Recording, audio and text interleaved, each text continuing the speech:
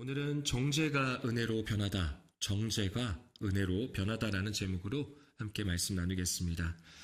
1995년도에 방영한 약 30년 전이죠. 30년 전에 방영했던 아주 큰 인기를 몰았던 드라마가 있습니다. 기억나시나요? 드라마를 너무 많이 봐서 아니면 30년 전은 너무 먼데 라고 생각할 수 있는데 아마 보신 분도 있고 못 봤더라도 이 제목은 반드시 아실 겁니다. 바로 드라마 모래시계입니다. 아시나요? 모래시계 이 극 중에 보면은 태수라는 인물이 사형을 선고받습니다. 거의 모래시계 끝이에요. 이제 마지막 부작에서 나오는데, 사형을 선고받고 죽기 직전에 마지막으로 남긴 이 말이 굉장히 유행했습니다. 그 대사는 이렇죠. 나 지금 떨고 있니? 제가 똑같이 못 따라하겠지만 어쨌든 나 지금 떨고 있니? 라는 이 대사였습니다. 죽음 앞에선 누구나 떨 수밖에 없습니다. 죽음을 이기거나 죽음을 피할 수 있는 사람은 없기 때문입니다. 혹시 죽을 뻔한 적 있으시죠? 아마 여기 계신 분들 한 번쯤은 다 있을 거예요. 누구나 한 번쯤은 죽을 뻔한 적이 있습니다. 그때 떨림을 느끼셨습니까? 몸은 안 떨더라도 마음으로부터 오는 두려움의 떨림이 있습니다. 나뿐만이 아니라 나는 괜찮지만 다른 사람의 죽음을 목도하고 그 옆에 있을 때 오는 떨림도 있어요. 그래서 누구나 죽음 앞에서는 떨 수밖에 없습니다. 오늘 본문에 곧 죽음을 앞두고 그렇게 떨고 있는 한 여자가 있습니다. 바로 음행 중에 잡힌, 지금 성경은 음행이라고 했는데요. 우리가 잘 아는 간음하다가 현장에서 붙잡힌 여자입니다. 원어의 의미로 보면 정혼이나 결혼을 한 여자입니다. 정혼이나 결혼을 한 여자입니다. 그 당시에 대부분 결혼을 할 나이가요, 14세에서 15, 16세 정도 되었다고 합니다. 그러니까 정혼이나 결혼을 했다라고 가정한다면 대략 이 여자의 나이는 14세에서 18세 정도로 추정해 볼 수 있습니다. 우리로 생각해 보자면 중학생, 고등학생 정도 되는 그런 여학생인 거예요.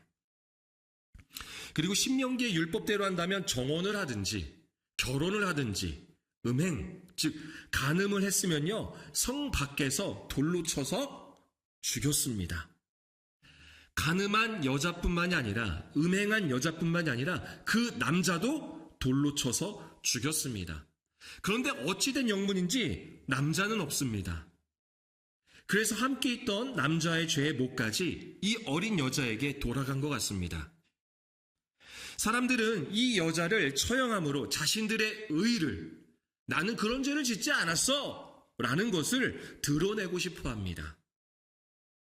무엇보다 이 여자는 서기관들과 바리새인들의 예수님을 고발하기 위한 도구에 불과했습니다. 그들은 예수님께 이렇게 묻습니다. 아니, 모세의 율법에는 죽이라고 했습니다. 돌로 쳐서 죽이라고 했는데, 자, 선생님 말씀해 보십시오. 어떻게 해야 되겠습니까? 라는 거예요.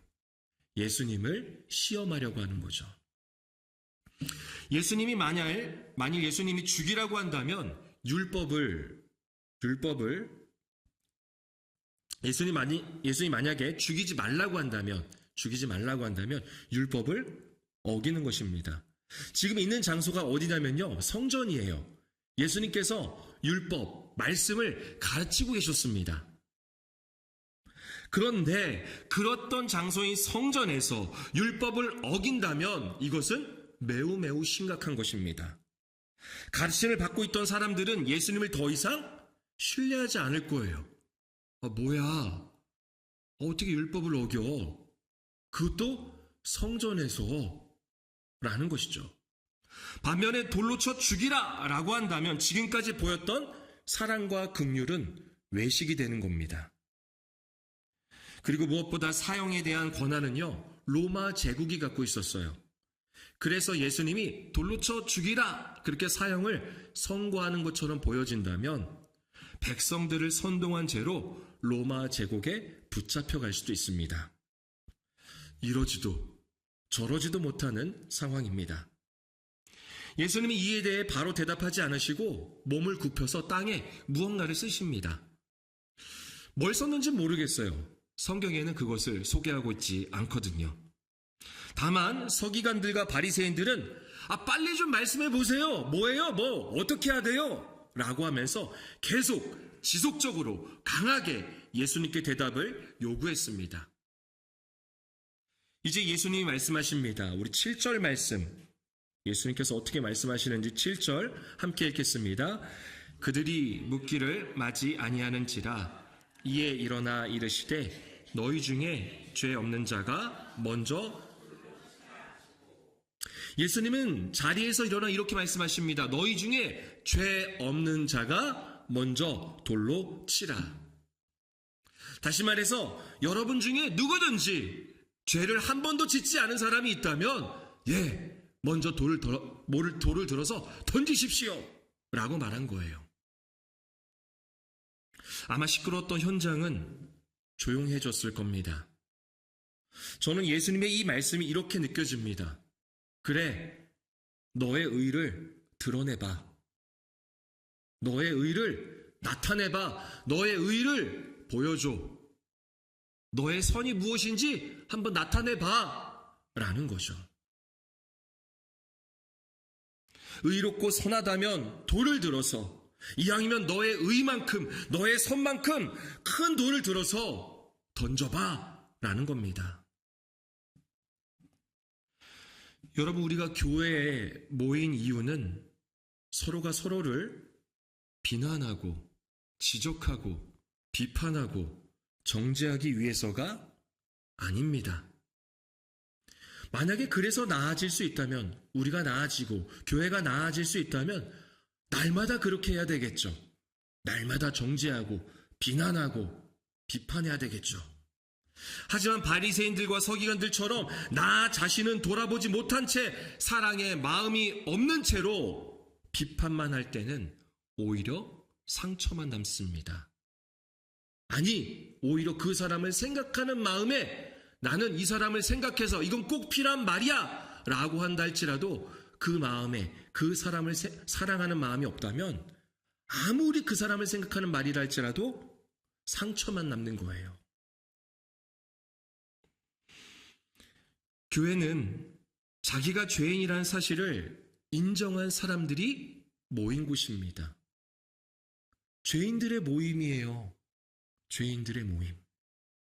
바리새인들과 서기관들처럼 나는 저 사람보다 의롭고 나는 저 사람보다 선하다 여기는 그런 잘난 사람들의 모임이 아닙니다. 부탁드리고 싶은 것은 우리 가정과 우리 교회가 나의 연약함, 부족함에는 매우 엄격했으면 좋겠어요. 내 부족함, 나의 연약함에는 엄격하고, 그리고 다른 이들의 부족함, 그 연약함에는 관대함을 보이는 그러한 정죄가 아닌 은혜의 성도가 되시기를 소망합니다. 그것이 바로 교회이고 예수님의 마음입니다. 예수님은 이 말씀을 하시고 다시 몸을 굽혀서 무언가를 쓰십니다. 뭘 썼는지는 모르겠어요. 그리고 이어서 9절 말씀을 같이 읽어보겠습니다. 그들이 이 말씀을 듣고 양심의 가책을 느껴 어른으로 시작하여 젊은이까지 하나씩 나가고 오직 예수와 그 가운데 섰는 여자를 정죄했던 사람들이 양심의 가책을 느꼈다고 합니다. 양심의 가책을 느껴라는 말이 있는데요. 이건요, 한국어 성경에만 있습니다. 한국어만 그렇게 넣어놨습니다. 원어에도 없고요. 영어 성경에도 없습니다. 그런데 이 표현이 저는 문맥상 굉장히 적절하다고 생각이 듭니다. 이 말씀을 이해하고 그 상황을 이해하는 데 있어서 아주 적절하다고 생각합니다. 그렇게 어른으로 시작하여 성경 굳이 이것을 표현해놨습니다. 그냥 사람들이 떠나간 게 아니라 어른으로 시작하여 젊은이까지 하나씩 현장을 떠났다라는 겁니다. 여기서 말하는 어른은요, 당시의 장로들입니다. 당시의 장로들이 어른이었거든요. 그래서 이 어른으로 시작하여 젊은이들까지 하나씩 떠났다는데 그렇게 정죄를 포기한 거죠. 정죄하기를 포기한 거예요. 저는 이 부분에서 놓치고 싶지 않은 것이 있습니다. 바로 어른으로 시작했다라는 겁니다. 어른으로 시작한 것. 우리가 오늘도 설교 전에 기도를 했지만 다음 세대를 위해서 계속 기도하고 있지 않습니까? 우리 교회의 영아유치부, 또 앞으로 유초등부, 중고등부, 청년부, 3040 세대의 예배, 그들이 예배로서 부흥, 정말 다시 살아나기를 그렇게 기도하고 있지 않습니까? 그런데 그러기 위해서는 오늘 구절의 말씀의 표현처럼 어른으로 시작해야 합니다. 어른으로 시작해야 되는 거예요. 어른이 먼저 정죄의 자리를 떠난 것처럼 우리가 양심의 가책을 느낄 수 있어야 합니다. 우리가 먼저 해야 된다는 거예요. 우리가 먼저 회개해야 하고 우리가 먼저 부흥, 영적으로 살아나야 합니다.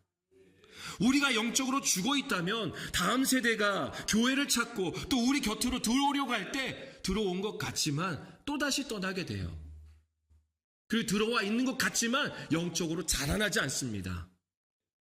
다음 세대를 위해 먼저 기도하지 마시고 내가 먼저, 우리 어른들, 우리가 먼저 성숙한 어른이 되어야 합니다. 그들에게 모범이 되어야 되겠죠. 우리가 먼저 부흥하는 어른이 되도록 기도해야 합니다.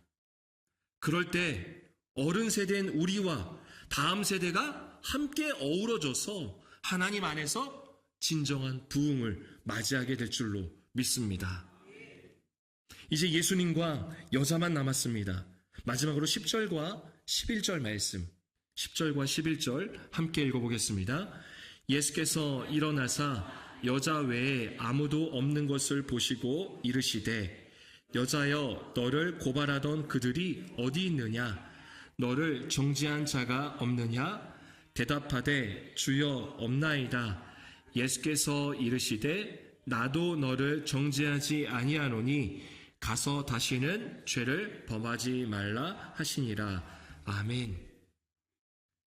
예수님은 정죄했어요, 안 했어요? 네, 정죄하지 않으셨어요. 그녀의 죄를 묻지도 않고 왜 그랬는지 어떠한 상황인지도 들어보지도 않으십니다. 묻지도 따지지도 않으십니다. 나는 너를 정죄하지 않는다라고 하시죠. 그런데 중요한 것은요, 정죄할 죄가 아니라고 하시진 않았어요. 그러니까 죄가 가볍다라는 것을 나타내진 않았다라는 거죠. 죄가 아니라고는 안 하셨어요. 용서하겠다라고 하셨지 죄가 없다라고는 하지 않으셨습니다. 우린 때로 그렇게 말합니다. 뭐 사람이 살다 보면 그럴 수도 있지 뭐. 사람이 살다 보면 그럴 수도 있는 거야. 나도 그래. 다른 사람도 그렇게 하던데 뭘. 주님이 다 용서해 주실 거야. 걱정하지 마. 라고 하는데요. 이건 진짜 용서받은 자의 모습이 아닙니다. 진짜 용서받은 자의 모습은 다시는 그 죄를 짓지 않는 것입니다.